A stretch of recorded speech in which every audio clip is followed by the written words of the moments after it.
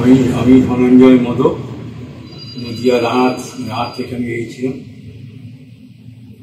আমার কানে একটা আঁচড়ি মতন হয়েছিল, ডাক্তার হয়েছে, ডাক্তার অল্প বসে কাছে গিয়েছিলাম।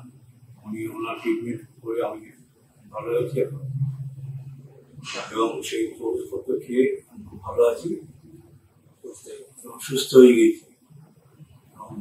কান থেকে যদি রান্না হয়, ডাক্তার অল্প বসে আনতে পারে, বিশ্বাস যে ভালো কাজ ভালো করে।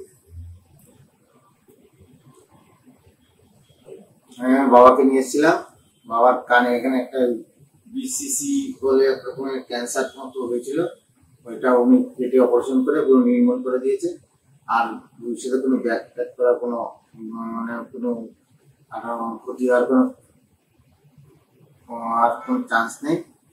ওনার ট্রিটমেন্টে খুব সুস্থ ও ভালো আছে। আর যদি এরকম কোনো প্রবলেম হয়, ডক্টর অর্ঘ বসুর কাছে আসলে উনি ভালোই ট্রিটমেন্ট করেন।